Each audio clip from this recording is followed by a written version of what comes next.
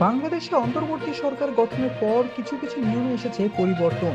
সেই ধারাকে বহাল রেখে এবার পরিবর্তন আসতে চলেছে বিজয় দিবসেও। এত বছর বাংলাদেশে যেভাবে 16ই ডিসেম্বর বিজয় দিবস পালিত হয়ে আসছে, এবছর তা হবে না। বাংলাদেশের অন্তর্বর্তী সরকার জানিয়েছে বিজয় দিবসে কুচকাওয়াজের পরিবর্তে আয়োজিত হবে বিজয় মেলা। বিজয় মেলা বাংলাদেশের বাসিন্দাদের কাছে একটা বিশেষ দিন। তাই এই দিনে বাংলাদেশের ছোট থেকে বড় প্রতিটি মানুষকে এক জায়গায় আনার জন্য এই পরিকল্পনা করা হয়েছে বলে জানান অন্তর্বর্তী সরকারের মুক্তিযুদ্ধ বিষয়ক উপদেষ্টা ফারুকী আজম।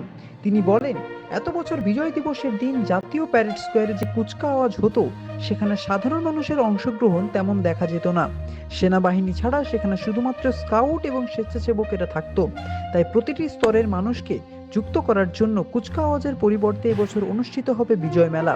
তার সংযোজন, বিজয় মেলা অনুষ্ঠিত হবার জন্য ইতিমধ্যে প্রস্তুতি শুরু হয়ে গিয়েছে এবং এবার সারা দেশে জেলা ও উপজেলা পর্যায়ে বিজয় মেলা হবে।